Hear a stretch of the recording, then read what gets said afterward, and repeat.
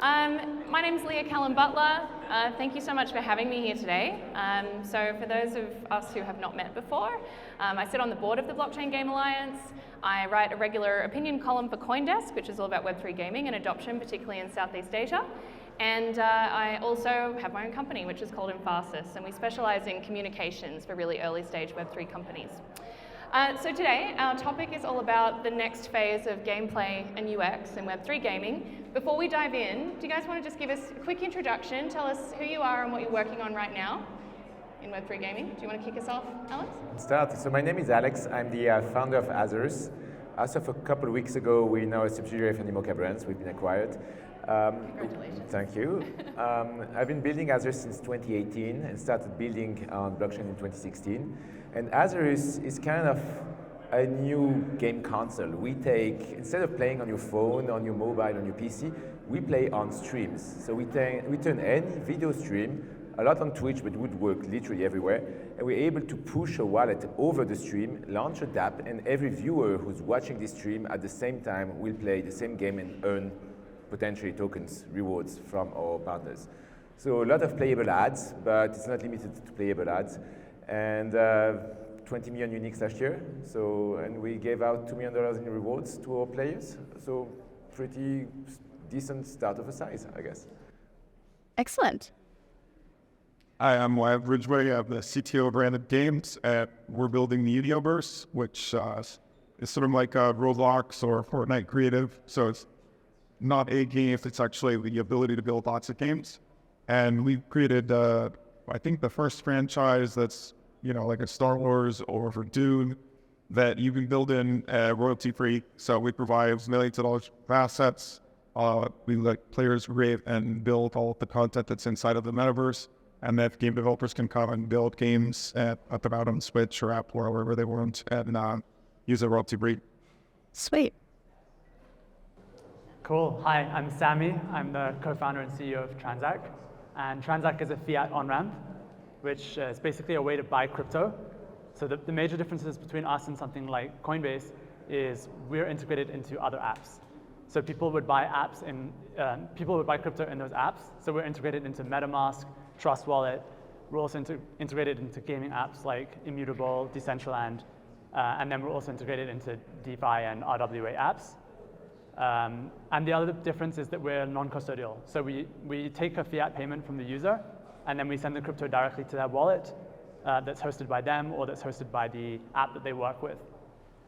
We've raised just over $20 million from VCs like Animoca, Consensus, UOB, and we process hundreds of millions of dollars per year across around 300 apps that we work with. So I'm guessing you must have other use cases as well. You're doing on and off ramps for lots of things. It's not just gaming. Yeah. Not just gaming, yeah, but gaming is awesome. Fantastic. Okay, so before we get in, I just want to say too, let's have a great conversation. Don't feel like you have to wait for me to give you permission to talk. If someone's saying something interesting, just jump in and go for it. And for our audience members, I'm sure that we've got lots of people with great opinions here. So I thought at the end we might actually throw to the audience for a question. So get ready. I will invite you to ask a question later if you'd like to. So just to kick off this conversation, maybe I thought we could just give a bit of a lay of the land in terms of what is the current state of gameplay and UX in Web3 gaming. The reason I think that's important is because I think if we went back maybe 2-3 years, there was a lot of criticism around, Web3 games are boring, they suck, the artwork sucks, but I think now a lot of those claims have been debunked. We're seeing some incredible titles being launched now with, the benefit of a 2-year crypto winter. And people have just really had their head down building great stuff. So we're talking about the next phase here. How do you see it right now in terms of the current state of gameplay and UX in Web3? Who wants to kick us off? I can kick that off. There's a trend right now. Everybody's talking about how new AAA games are coming up, and with a very smooth onboarding. So starting by playing the game, enjoying the game, getting some assets, don't even know that you have a wallet, and end up actually having valuable stuff in your item inventory, which is, hey, a wallet. So that's kind of like the where everybody's mind's at. I think there's another trend that's a little less visible, but that's starting to explode. Like people are starting to realize that you don't necessarily need to build a Web3 game for normies. And when you think about it for a second, look at Yuga. Yuga has 10,000 customers, 10,000 apes. Look at the amount of money it makes. Dookie Dash, crazy success. If you think about it for a second, it's the simplest runner. Yeah. So it's like basic runner 101, but like got everybody excited, get a few streamers on board and bring eyeballs to NFT. So what I'm saying here is like there seems to be kind of a divergent path. Either you go first for the mass market and take a page of the playbook from more traditional AAA games, go to market, traditional like user acquisition, soft launch, the whole shazam, or you think about, hey, I'm going to build for those 10,000 people, and I'm going to make simple things that just keep them excited and probably at a higher pace than what you guys have been doing, because I think they kind of missed the mark when they waited like for a year to make the free-to-play version. Why is there not another game? Like, it's not that deep. But I think those are kind of the two trends that we're seeing. One is deeply degen-led.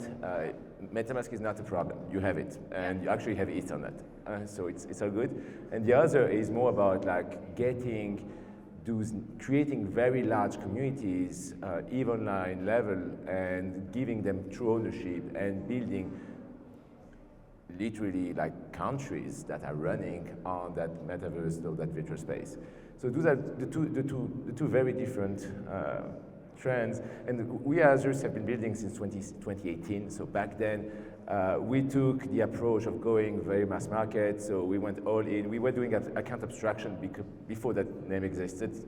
Well, I like this name way better than what we used to name that thing. But that's it's like don't even know. Like it's shameful. But it's the what we call that virtual accounts. Account abstraction is way better. So we were doing that back in 2018 to make things easier and to onboard 20 million users. We have 20 million users. So those guys will never have a MetaMask. And our games last 1 minute and 30 seconds. So yeah, you don't onboard someone to Web3 in 1 minute and 30 seconds. Yeah. So definitely, but over the past couple of months, I think it's a very clear train of thought that it's okay to build to 10,000 for 10,000 people. Yeah. It's actually pretty nice when you have a very narrow audience because you can really optimize and create an experience that is going to get them excited. The often come on that. So I think you framed that really well. There's sort of two experiences that you might go down. One of them's where, for our use case, you download something on Steam or Epic, and you're targeting people who have a certain mainstream gamer expectation, and then the other one's like an application where the expectation is you're a meeting customer MetaMask wallet that you're in crypto, and it celebrates being on chain, and sometimes celebrates those mechanics. Those are very different audiences. We happen to target kind of the mainstream description of what you're talking about. So wallets people don't know they have, letting them make an NFT where they just build something and that it is an NFT, and later they could discover, hey, this is something I could sell on a marketplace. And to the purpose of this panel, that last bit of the road is the worst part for it. So in November we had can come and play a tournament, downloaded our game, never used crypto any banks, played for free for 48 hours, won an NFT that probably was worth $2,000 or $3,000, and then he came in the Discord super excited and said, "What do I do?" Yeah. It took him 2 hours to get MetaMask installed, figure out how to use UnionPay, unlocked his account with his ONC, put him bid up, and then it was instantly purchased. And all things considered, he had a wonderful experience because he, basically got paid $500, which is what he ended up signing up for playing a game for 2 days. But that last little bit of it is really painful. I hope we improve that quickly this year. Can we talk about that? How 2 hours is so much faster than going to the bank? 2 hours is good. And that, this is not bad. Yeah. It's not, Well, there was a room full of experts selling him, but it has gotten much better. trialing a bank account on a Sunday. Yeah. What about you, Sammy? I guess you're sort of thinking in the same way, that onboarding experience in terms of being able to get in and out of these games. Yeah, so when I think about the onboarding experience, or like the usability experience, I'd break it down into 4 main parts. So first you have to have a wallet, then you have to have the on-ramp. So you need to buy some crypto, or maybe you need to sell some crypto on off-ramp. Then you've got the scalability of that chain. You know, how many transactions can you do? How much of that game can you actually put on chain? Because you can have a Web3 game that like just does one thing on chain in like an hour of gameplay, or you can have a game that does every single thing on chain. And then the final part of that is like making a game that's fun and that also makes sense. And I think that final part is kind of glossed over a lot, in the sense that like people will brand themselves as like a Web3 game, and then if you actually go deep into like what that game is, it's like just a normal game with a token. But for example, I used to play a lot of RuneScape when I was a teenager.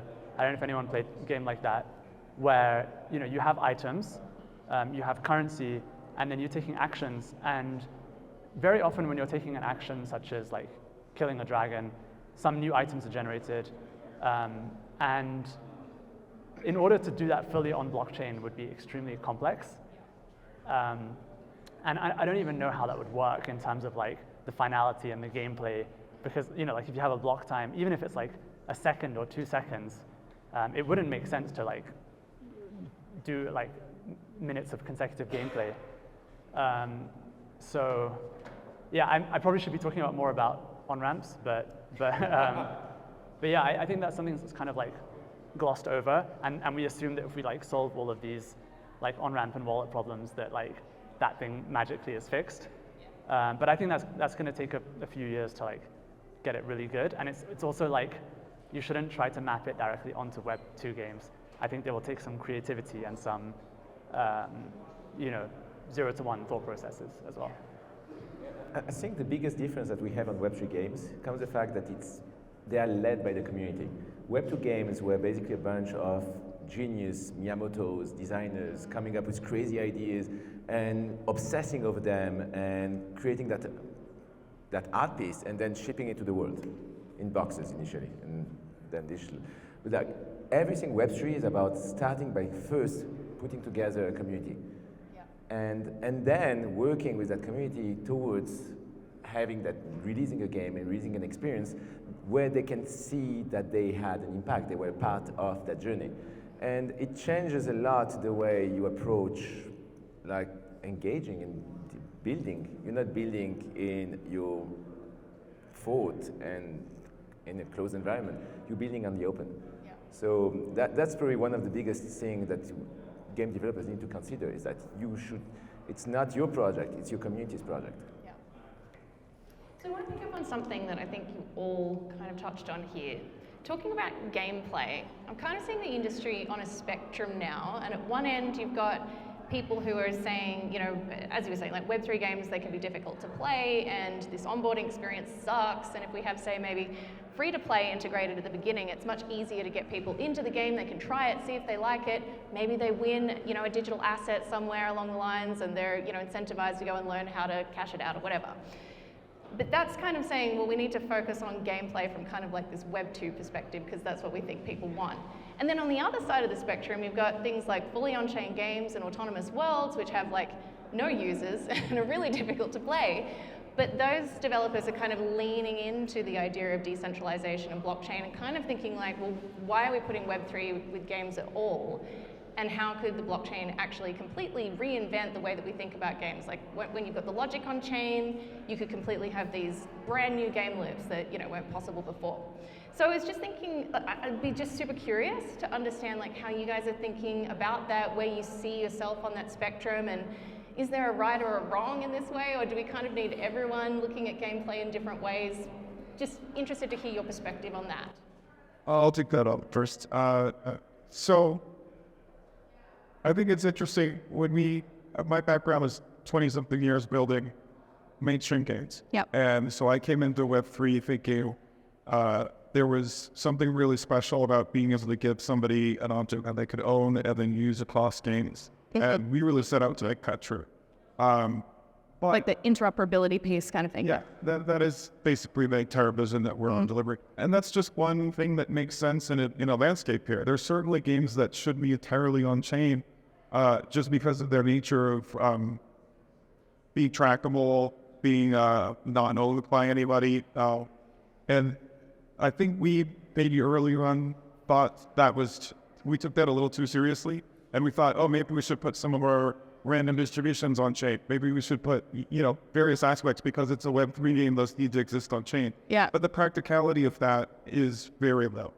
You end up paying, you might make a little change to the logic that makes it more fun, and now your besties go up. And Yeah. the other problem is, everything you mint to the chain is just there. So the idea that you're going to fix a bug that's live, which happens constantly in one box, we learned a harsh lesson really early on and then said, you know what? People do want accountability, but in most of our use cases, being able to just prove that randomizations were done through auditable systems, just like conventional things that we've been doing for 20 years.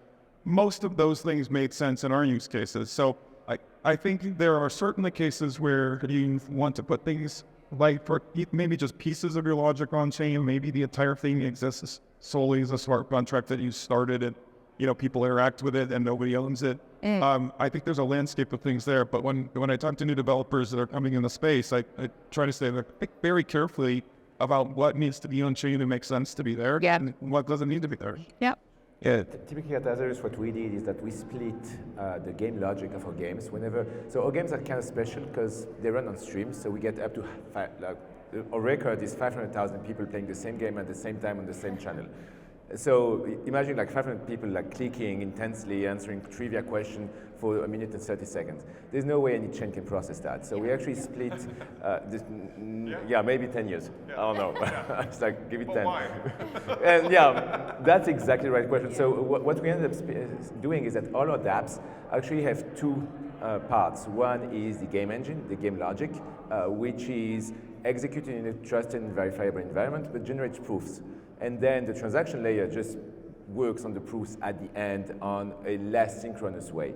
So this is a way really to separate, to your point, keep really transparency, keep the trust, keep the ability to make everything verifiable, but ensure high QoS, high speed, high throughput, and use the chain really for securing the transaction, which is what it's for. The items are in your wallet, they use your keys, your items. Sammy, is it enough to trigger an aneurysm, thinking about that many transactions, at one point? I mean, it's going to be insane to see where we get in the next 10 years, and what a time to be alive, right? So the way I think about this is the benefits of using a blockchain game is 1, self-sovereignty, okay? 2 is interoperability. So interoperability means you can take your items from one game and use it in another game, or you can take your credentials from one game and use it in another game. And then 3, community ownership, right? So you can have some kind of say in how that game is shaped. But no one goes to a game for those things, right? I've never sat bored and been I really want to play a interoperable game. You know what I mean? That never happened, right? But let's take an example. I was reading the Elon Musk biography and I heard about Polytopia, right? Polytopia, started playing it, super cool strategy game, got super hooked on that. Actually, those benefits that I'm talking about, they come way down the line. Maybe you've been playing that game for months or years, right? Now you start to care about self-sovereignty, right? You've been playing a game for years, you own all these items which are super important to you in that little digital world that you're living in, and you can't do anything with that, right? Or at least not by the terms of service of that game. You can sell it in the gray market, right? Interoperability, you don't care about at the start. And community ownership, you don't want to shape the community of a game that you know nothing about. So yeah, I fully agree with what you're saying. Let's make fun games that kind of get you in for the sake of being fun. And then let's work those benefits in kind of downstream. And another principle that I always like to think about when building product is don't try to build a rocket ship from day one, right? If you want to get from A to B, build a skateboard. And then if that journey was fun, then build a bicycle and then kind of iterate from there. So let's kind of think about what are the next steps of how we can get to that eventual future, rather than just seeing that vision of how we're going to look in 10 years and trying to get there immediately. Let's just take some baby steps there. Yet you have started different. The you mentioned gray market there. I don't know if you looked up on what you were talking about, but back to your reference to real estate, I guess it's probably walls or no, that's many of you. I just wanted to point out that the gray market existed because that is a problem case and a solution case that was be used blockchain for. So you could have up on character, so something that you spent years and then you would have chosen that I'm now going to make this blockchain object and I'm going to let some other user buy all of my work, right? And that could have been something that was embraced by the company instead of something that comes to be manned. And what I'll say is that also says any other example of like you kill a dragon 50 things fall out. We don't really care about any of those things, right? You need to wake us to the point where there's something of value emotionally to you. Either, like some helmet you wear was related with your name or a character that you developed. Like once you map those things you care about, then that is something that makes sense to actually put on a chain and transfer on some kilos. I think You're touching here also on the point of mudflation. Yeah, That is a problem. And so that's exactly a good thesis here. You should only put on chain things that are actually valuable, that are going to be very limited, and that are going to keep the value. Because the first things that you're going to get at the beginning of the game are going to be worthless 5 years in, because of the nature of the whole economy. Well, you wanted to add something, Sammy? I thought you looked like you're on the edge of your seat. So- okay. All right, well, we don't have too much longer left. I've got one more question, but I'd love to throw it to the audience after this, so if anyone has a question, I'll go to you next. But we've got the BGA State of the Industry report here, so my company, Emphasis, partners with the BGA each year to do this, and we survey industry professionals, not just BGA members, but anyone working in blockchain gaming, to kind of find out from them, take a pulse on the industry. Where is it at and where is it's going? And consistently, every year we just see it again and again and again that onboarding is the primary challenge for the industry. So I guess in terms of thinking about that, the data in here is quite high level with people saying, onboarding's a challenge. Not a surprise. I wanted to hear from you guys, like from this next phase of UX perspective, in your opinion, what is the number one challenge in that realm of onboarding that's holding us back? And, what do we need to actually do to move forward from that? And how quickly do you think that's going to happen? Like, is it a short-term thing or is it a 10-year thing, like you guys were saying? I mean, I would actually push back on the fact that onboarding is the number one problem. I think it feels overwhelming and complicated and annoying, but it's not the number one problem. What do you think is the number one problem? Making a good game. Yeah. Okay. Making a good game is freaking hard. You take game loop risk. You invent new genres. You have a go-to market to a market that you don't know how to go to. Like it's all those risks that are in front of blockchain game developers. Onboarding. There are solutions. Wallet Connect is getting better. You have plenty of solutions to fix them, and you can also be whether you're a pure degen and can then just go Wallet Connect full MetaMask, or you okay, now we have account abstraction. We have plenty of solutions. If you want to make custodial accounts on a layer 2, like an OPBNB or something, or Base, it costs nothing. So there are solutions today that are. I think that's not the biggest issue when it comes to making good games. The biggest issue for me is distribution, number one. Yeah. Way harder, so finding folks that want to play the games, get them on board and create those communities. If you want to really go mainstream beyond those 10,000 degens that you can just airdrop items to and get them to do some stuff. If you want to go beyond that small nucleus of degens, then it becomes really hard because there's all the bad press, the bad rep of crypto. Whenever, it's still very normies when you tell them that you're playing a blockchain game. A lot of them don't like it. They think you're burning the planet, and we haven't been doing that for years. So thank God. I mean, but Bitcoin maybe, but everybody else has moved away from that. So it's there's still all those preconceived ideas that are probably the biggest challenge that we have. Folks are not looking at blockchain games as games; they're looking at blockchain That's actually another thing, yeah, that's every year the biggest misconception is that people think that blockchain gaming is a scam. So that comes up all the time as well. I totally agree, yeah, there's definitely like a reputation problem with the industry. Yeah. What do you guys think? What's your take on that? I'll comment on the last thing you just said because most of my friends for decades have been making mainstream games, right? So I was a little bit of an anomaly going into Web3 games. And so I get asked about it all the time. And it used to be worse. Like there used to be like all the scams. And I think that I just see real gameplay trailers, like real developers are getting into it. But what I used to say to defend this was if you showed me early cloud technology, I recognized immediately when I saw cloud technologies, there was going to be an industry shift. And it was going to take a decade, but now all software was going to be reinvented in that context as it had all sorts of benefits to cost operations, all sorts of things. Now, if we took cloud technologies like that, and the first 1,000 projects made on cloud technologies are going to be like scams and, all sorts of bullshit, would that have sacrificed or impeded the ability for cloud technologies to take over? Like, ultimately, no. Yeah. Because it's inevitably a better technology that shifts problem spaces, right? So I think, and unfortunately, blockchain, especially in the gaming, has suffered from a lot of that products, but that is changing, and the inevitability of it is still there. It's a technology that doesn't always need to be used, but in some cases can be used in really powerful ways. And in terms of the topic of this panel and onboarding and whatnot, I think those problems are just going to kind of disappear. I agree. Right now, onboarding's sort of trivialized because we just sort of make wallets for people. They don't have to think about it.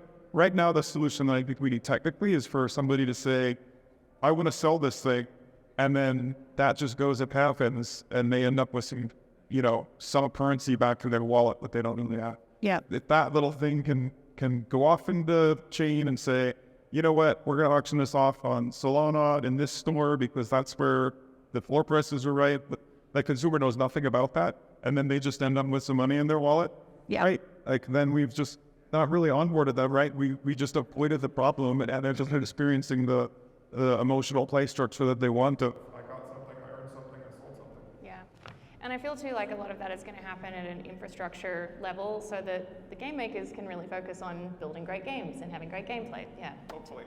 Hopefully, fingers crossed. Sammy, what do you think about in terms of challenges? I'll talk a bit about Fiat on-ramp, even though I know it's not like the only thing, but it's just what I'm most knowledgeable about. So some of the things I'm really proud of where we are today. So like we have a high conversion on-ramp. You can buy crypto in like a lot of the countries that you would want your users to be buying it in. We can also support small transactions. This was like a previous problem that we solved, which is like you can do transactions under $5, which kind of makes sense in gaming. And for that, we can also do it with like a very, very light KYC process that feels like you're not really doing KYC. Which again, like if you're trying to buy a sword and kill a dragon, you don't want to like scan a selfie and like do all that stuff, right? It just kind of kills the vibe. Yeah, and wait 3 days to like get it. Right. And then another thing that I'm proud of is our NFT checkout product, where we can enable primary sales, secondary sales, and also batch sales of NFTs. So you can buy multiple NFTs at the same time. I'm also proud of our developer experience, but I still feel there's like a really long way to go. So like these are just some of the problems like I've said. Can you imagine like all of the hundreds of like micro problems that we need to like really make this feel like native and seamless and kind of natural? And so I feel like we're just getting started. And that's just on-ramp, right? That's not even saying about all the other problems that like other great companies are solving. And so, yeah, I feel super energized. I feel like it's day one and we're just gonna keep solving more problems and just keep hammering. Woo! Yeah, totally. Would anybody like to ask a question? I think we've got like 5 minutes if anyone would like to. I won't force you, don't worry. No one? All right, I'll ask one more and then I think we'll wrap. This is a great question I heard David ask on a panel today. I thought it was so good I was going to steal it. We're talking about gameplay and UX, and you're not allowed to say your own project. What do you admire in the industry, this general Web3 gaming space at the moment that you think is doing really, really well and one to watch, in the field of gameplay and UX? I'll take it. So there's a game called Pirate Nation, which I think is pretty cool, just for the simple reason that they're doing like quite a lot of the actions on chain. And speaking with the team, they've really thought deeply about the account abstraction that's required behind that, the meta transaction. Because like it sounds like a simple thing, but it's just like there's so many very, very technical, deep problems that you have to solve in order to do that. And they've also thought very, very deeply about like the on-ramps and like the wallet and like all of that kind of stuff. So like it's a good game in its own merits, but I would kind of call out that project as something that I've been very, very interested in, that they're really thinking deeply about like all of those problems rather than just trying to like build a game and like slap on a token. So yeah, kudos to them. I put a plug to IconX. So this game is kind of like super interesting because I usually say you have to pick your target. It's either the normies or the degens, but you can't actually cater to both. And they actually did that, so hey, kudos to them. They took Assetto Corsa, which is the best sim racing game on Steam. It's like millions of regular people racing every day. And they slapped on top of it a layer to build teams, championships with a token, training school and everything. So you essentially end up having normie sim racers that are freaking phenomenal. Like I tried racing those guys. They put like 10 seconds on every lap. So like it's shameful. Like they're really good. They're phenomenal. So you have actually real pro esports level players on this game, and a layer of management around the token where degens can actually play their token. So you actually have a token game on top of a regular game. And I find like this is just unique. That's the first time I've seen that. That struck a chord. Yeah, that's amazing. I love that too, like where people are sort of thinking about the different layers of gameplay as well, in terms of being able to have something that is meeting the needs of different personas throughout your own community. I love that, super cool. Oh yeah, that's a tough question. I actually do really respect Pirate Nation as they fully understand the onboarding experience, that there's everything is just effortless about it. Even not like an installer, that is a good project. The other one I'll call out is, and I've blanked on the name, but it comes out this month on Steam in the US. So that's the biggest Unreal 5 MMORPG throughout the world right now. So I've been seeing it on the Steam charts. And most people don't know that it's actually an NFT game, but it very much has that approach of you play for hours and hours and hours, and then eventually, if you want to figure out that there are NFTs involved, that you're taking to an off game experience to cash out those values. But most people will, when it comes out this month, it will be perceived as a Web2. It'll be wildly popular. Everyone, like millions of people, will be playing it at, the crypto aspects of it will like sort of off on the side. I think that's a club to release right now. Yeah, super interesting. I think too, the markets are starting to pick up, so I think we'll see a lot of people flow back into the Web3 space. But yeah, when you can think about these kind of quality games that are coming out, like in terms of the number of people who are going to onboard to this space through that, I think we're coming up to a pretty insane super cycle for Web3 gaming adoption. So exciting times. Well, thank you so much, guys. It's been a great panel. And I think it might be time for drinks and food and networking. Oh, one more. Oh, no. Whoops. Sorry. Okay. All right, thank you.